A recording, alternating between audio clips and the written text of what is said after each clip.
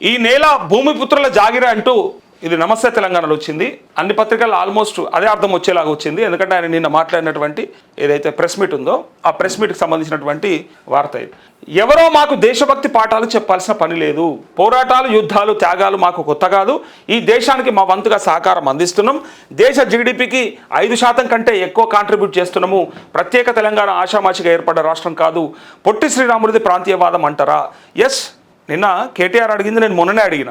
పొట్టి శ్రీరాములు ప్రత్యేక ఆంధ్రప్రదేశ్ కావాలని, ప్రత్యేక ఆంధ్ర రాష్ట్రం కావాలని పోరాటం చేసి మరి ఆయన నిరాహార దీక్ష చేస్తే ఆయనను హీరో అంటిరి. ప్రత్యేక తెలంగాణ కావాలి, ఆల్రెడీ గతంలో ఉన్నటువంటి రాష్ట్రమే, కొత్తగా అడిగేది ఏం లేదు. అయినప్పటికీ మాకు మీ జెంటిల్మెన్ అగ్రిమెంట్లు, మీ ముల్కీ రూల్స్ అన్నీ కూడా తుంగలో దొక్కి అన్నీ ఆగం చేసి ఆ కొత్త విధానాలు తీసుకొచ్చి తెలంగాణ ప్రజలను వివక్షకు గురి చేసినటువంటి సందర్భంలో తెలంగాణ కావాలని కొట్లాడినటువంటి కేసీఆర్ ఏమో అట్టోడైపోయాడు. చూసిరు కదా ఇక్కడ చూడండి. పొట్టి శ్రీరాములేమో కరెక్ట్ అవుతాడు. మరి ప్రాంతీయవాదం కాదా? మరి పొట్టి శ్రీరాములది మద్రాసు రాష్ట్రం కెంచి మరి ఆనాడు ఆంధ్ర రాష్ట్రం కావాలని పోరాటం చేసిన పొట్టి శ్రీరాములు ఏమవుతాడు? ఇయ్యల్లా ఆయనను ఎట్లా అభివర్ణిస్తారు ఇక చెప్పాలి. ఇప్పుడు పవన్ కళ్యాణ్ ఆయనకు సూటి క్వశ్చన్ ఇదే. ఇక ఇంకోటి డైరెక్ట్గా పవన్ కళ్యాణ్ ఒప్పుకున్నాడు, నిన్న కూడా ఒప్పుకున్నాడు. తెలంగాణ వాళ్ళకు ఉన్నటువంటి పౌరుషం, తెలంగాణ వాళ్ళకు ఉన్నటువంటి ఆ ప్రాంతీయ సరే తత్వం అంటారు, లేకపోతే ప్రాంతం పైన ఉన్నటువంటి ప్రేమ ఏదైతే ఉందో, అభిమానం ఏదైతే ఉందో, అది మన ఆంధ్ర ప్రజలకి కొరబడ్డది. మనం ఎందులోనూ ఫెయిల్ అవుతున్నాము. కులాలు అని అదని ఇదని ఇలానే కొట్టుమిట్టాడుతున్నాం, కానీ అసలు మన గడ్డ మీద మన ప్రాంతం గురించి మాట్లాడేటోళ్ళే లేరు అన్నట్టుగా తను అన్నప్పుడే అర్థం చేసుకోవాలి. ఇక్కడ ఒక మాట, అక్కడ ఒక మాట. వీడికి వచ్చిన అయ్య జాగిరా అంటాడు, ఆడికో ఏమో ఎస్ తెలంగాణ వాళ్ళకు వాళ్ళ ప్రాంతం మీద ప్రేమ ఎక్కువ. వాళ్ళు ఒకవేళ ప్రాంతంకి ఏదైనా ఇబ్బంది వస్తే అందరూ ఒక్కటవుతారు. అదే కదా అర్థం చేసుకోవాలి. కానీ దీని వెనకాల పెద్ద కుట్ర ఉన్నది ఏంటంటే, చంద్రబాబు స్కెచ్లో ఈయనకు నిజంగా చెప్పాలంటే ఆటల అరటిపండు అంటారు చూడు, అది అయిపోయింది ఇలా పవన్ కళ్యాణ్.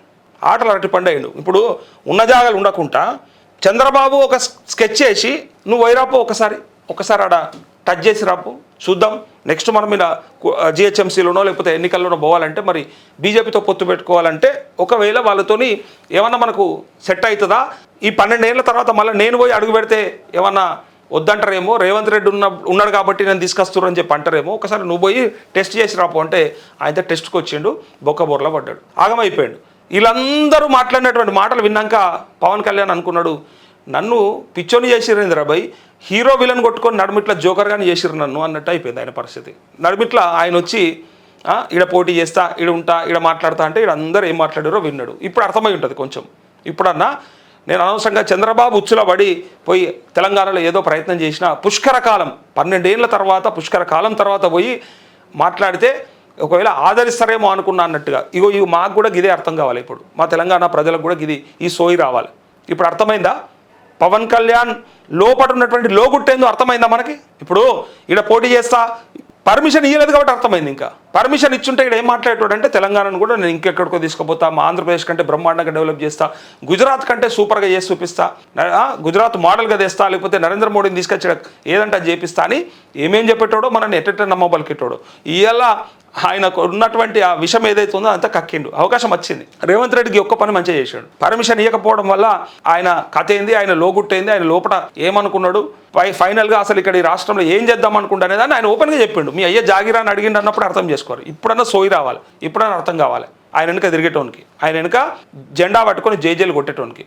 ఇలా ఎగ్జాక్ట్గా ఆయనకు ఉన్నటువంటి ఆలోచనని ఇట్లా ఏదో అంటారు కదా, కుక్క బుద్ధి యాడ్నో బయటపడుతుంది అన్నట్టు, కుండకాన్న సిద్ధు కుక్క బుద్ధి కుండకాడ ఏర్పడుతుంది అన్నట్టు ఇలా టైం మీద పర్మిషన్ ఇచ్చేవరకంటే, పర్మిషన్ ఇవ్వకపోయే వరకంటే ఆయన బుద్ధి బయటకు వచ్చేసింది. అంటే మన మీద గంత అక్కసు ఉందన్నట్టు, అంటే ఇక్కడ పాగా వేద్దామని ఆలోచన ఉందన్నట్టు. అంటే మీరంతా ఎవరు అసలు మేము ఏది చెప్తే అదే అన్నటువంటి ధోరణిలో ఉన్నాడు, బయటపడ్డాడు. ఇచ్చుంటే మనకు బయటపడకపోతుండే. 2 రకాలుగా మంచిగా జరిగింది ఇది మనకి. ఇగో తెలంగాణ ఓజీ కేసీఆరే. ఓజీ అంటే ఆయన సినిమా కదా, సో ఆ ఓజీ ఎవరో కాదు మా బాప్ కేసీఆర్ అని చెప్తున్నాడు ఈయన. రాబోయే రోజుల్లో కాంగ్రెస్ పార్టీని రేవంత్ తెలంగాణలో పూర్తిగా బొందబెట్టడం ఖాయం. రాష్ట్రంలో కాంగ్రెస్ బీజేపీ హైబ్రిడ్ జోడి. ఒక్క బీజేపీలో మాట్లాడిరాయా? ఇక్కడ పవన్ కళ్యాణ్ చేసినటువంటి వ్యాఖ్యలకు మద్దతుగా ఒక్క బీజేపీలో మాట్లాడారు. దీన్ని బట్టి అర్థం చేసుకోరు అసలు బీజేపీ, టీడీపీ, ఇక్కడ ఉన్నటువంటి కాంగ్రెస్, జనసేన అందరు కలిసి ఏం చేస్తారో అర్థం చేసుకోండి. తెలంగాణ ప్రాంతాన్ని ఏం చేద్దాం అనుకుంటారో ఒకసారి అర్థం చేసుకోండి. ఏది చేసినా ఫ్యాషన్తో ఒక టాస్క్ చేసినాం. పాలమూరు ప్రాజెక్టును 90% పూర్తి చేసినాం. నార్లాపూర్ వద్ద మోటార్ ఆన్ చేసి నీళ్ళు ఇచ్చి చూపినాం. 20 లక్షల ఇండ్లు కట్టిన తర్వాతనే ఓట్లు అడగాలి, లేదంటే మంత్రి పొంగులేటి ఇంట్లో కూర్చోవాలి. బీజేపీతో పొత్తు ప్రశ్నే లేదు, మా పరిధి చిన్నది. మా ఇమాజినేషన్ స్క్రిప్ట్తో సినిమా తీస్తే బాహుబలి సినిమా మించి హిట్ అవుతుంది. వచ్చే ఎన్నికల్లో బీఆర్ఎస్ ఒంటరిగానే పోటీ చేస్తుంది. వచ్చే ఏడాది ఖచ్చితంగా పాదయాత్ర చేస్తా. దానిపై పార్టీ పెద్దలతో మాట్లాడాక నిర్ణయం. ఇప్పటికిప్పుడు ఎన్నికలు పెట్టిన 90 సీట్లు గెలుస్తాం. వచ్చే బీఆర్ఎస్ ప్రభుత్వంలో ప్రైమ్ ఏరియాలోనే అర్హులైన జర్నలిస్టులకు ఇండ్ల స్థలాలు కేటాయిస్తాం. బీఆర్ఎస్ వర్కింగ్ ప్రెసిడెంట్ కేటీఆర్ స్పష్టీకరణ అంటూ. సరే, ఇగో వాళ్ళ ప్రభుత్వంలో జర్నలిస్టులకు ఎంత ఇచ్చిర్రు, ఏమి ఇచ్చిర్రు, ఎవరికి ఇచ్చిర్రు, మీకు నచ్చిన వాళ్ళకి ఇచ్చిరా, ఎవరికి ఇచ్చిర్రు అన్నీ కూడా తెలుసు. మీ తప్పిదాలు 100 ఉండేపటికే బొక్కబొర్ల పడి ఫామ్ హౌస్కు పరిమితమైనరు. ఈసారి అవి పునరావృతం కాకూడదంటే డెఫినెట్గా పాదయాత్ర చేస్తూ అంటుంది. కాబట్టి పాదయాత్రలో ప్రజలనన్నా కలిసే ప్రయత్నం చేయండి. మీరు అధికారంలో ఉన్నప్పుడు ఒక్కనంటే ఒక్కడిని దగ్గరకు రానియలే. మంచోడు వస్తే కూడా కలవనీయలేరు. ఇంకా నార్మల్ పబ్లిక్ మీరు ఎప్పుడు కలిసిర్రు? ఆ గ్యాప్ వచ్చింది. అందుకోసమే ఇప్పుడు కేసీఆర్ ఎవరిని కలుస్తలేడు అనేదే పెద్ద గ్యాప్. గద్దర్ లాంటి ఎండలు నిలబెట్టిండు 3 గంటలు అన్నదే పెద్ద గ్యాప్. అర్థం చేసుకోవాలి. అందుకే పవన్ కళ్యాణ్ లాంటి ఎలా గద్దర్కు కారు కొనిచ్చినామని చెప్పుకుంటాడు. మీరు 3 గంటలు ఎండలు నిలబెట్టిరని, అది అంటే ఇంకా రెచ్చిపోతారని ఆ మాట అనకుండా అసలు గద్దర్కు మీరు ఏం చేశారు చెప్పండి అని చెప్పి గద్దర్కు కారు కొనిచ్చిందని ఆయన చెప్పిండు. ఆయనతో సోషల్ మీడియాలో కామెంట్స్ చేస్తారు. గాంధీ తాత కట్టె కొనిచ్చినా అని, లేకపోతే ఇంకోళ్ళకి ఇంకేదో చేసి ఇచ్చినా అని అనగిల్లా అట్లా కూడా అంటారు రాబాయిగా ఫ్యూచర్లో అని చెప్పి అంటున్నారు. కానీ గద్దర్ కూతురైన వెన్నెలమ్మనే నిన్న మాట్లాడినటువంటి మాటలు వినాలి మీరు. మా తెలంగాణలో ఎవ్వంది నడవదు, మా జాగిరే ఇది అని చెప్పి డైరెక్ట్గా తను అన్నప్పుడే అర్థం చేసుకో. గద్దర్ కూతురే అన్నది. నువ్వు మాట్లాడిన మాటని వ్యతిరేకించిందే గద్దర్ కూతురు. ఇప్పుడు చెప్పిగా కారు కొనిచ్చినా అని చెప్పినందుకు నీకు వచ్చినటువంటి బహుమానం అది తను ఇచ్చింది కదా. ఇంకంతకంటే మంచి గిఫ్ట్ ఇంకా కావాలన్నా? పవన్ కళ్యాణ్ ఇంకా బుద్ధి ఉంటే, సోయి ఉంటే తెలంగాణకు అచ్చుడు బంద్ చేసుకోవాలి. ఆడనే దుకాణం ఓపెన్ చేసుకోవాలి, ఆడనే ఇల్లు కట్టుకోవాలి, ఆడనే ఉండాలి. ఎన్ని కామెంట్లు చేయొచ్చు? చేయాలంటే పర్సనల్ అటాక్ చేయాలంటే ఎన్ని చేయొచ్చు? నువ్వు మమ్మల్ని మీ అబ్బా జాగిరా అని అడిగినావు కదా, మేము కూడా చెప్పొచ్చు. మేము కూడా మరి అసలు ఏది సనాతన ధర్మం, నువ్వేం చేసినావు, నీ లగ్గాలు ఏంది, నీ ముహూర్తాలు ఏంది, నీ కథ ఏంది, ఎంతమంది, ఇవన్నీ మాట్లాడాలంటే ఒక పెద్ద చిట్టా ఉంటుంది. మాట్లాడమైనడన్నా మాకు అవసరమే లేదు. నువ్వు రాజ్యాంగబద్ధంగా చేసుకున్నావా, లేకపోతే చట్టపరంగా చేసుకున్నావా, నువ్వు ఏమి హక్కులు ఉన్నాయి నీకు, అవన్నీ కూడా నీ సొంతం. మేము ఇప్పుడు కూడా వాటిలో ఇన్వాల్వ్ కాలే. మీ బతుకు మీరు బతకండి, మమ్మల్ని బతకనియండి, అంతే తప్ప మా బతుకుల మీద కొట్టాలని ప్రయత్నం చేస్తే మాత్రం ఇగో ఇదే సమాధానం. కుక్క ఏదంటారు కదా, చెప్పు దెబ్బకు ఏదంటారు, కుక్క కాటుకు చెప్పు దెబ్బ, ఇది బరాబర్ ఉంటుంది. కుక్క కాటుకు చెప్పు దెబ్బ, ఈట్కా జవాబ్ పత్తర్సే దేంగి అన్నట్టు బరాబర్ ఇస్తారు సమాధానం. ఇంకో జాతీయవాదం ముసుగు వేసుకొని జరుగుతున్న ఆర్థిక తీవ్రవాదంపై పవన్ జవాబు చెప్తారా అంటూ 2018లో 2023లో జనసేన పోటీ చేయకుండా ఎవరు అడ్డుకోలే, కొత్తగా పోటీ చేసేది ఏమున్నది అంటూ ఇంతకుముందు ఎవరన్నా పోటీ చేయంగా అడ్డంపడరా, అద్దన్నారా? అప్పుడే పోటీ చేయొచ్చు కదా. మరి 14లో పోటీ చేస్తే అయిపోతుండే కదా. నీకే క్లారిటీ లేదు. అసలు నువ్వు ఎక్కడ పుట్టినావో నీకు క్లారిటీ లేదు ఫస్ట్ ఆఫ్ ఆల్. ఇంకా ఇట్లా అంటే ఇంకా 100 పర్సనల్గా మాట్లాడాలంటే 100 ఉంటాయి. ఏం చదివినవో క్లారిటీ లేదు, ఎక్కడ పుట్టినవో క్లారిటీ లేదు, ఏ ఊర్లో పుట్టినవో తెలియదు, ఇట్లాంటివన్నీ ఉన్నాయి. నీ స్టాండ్ ఏందో తెలియదు.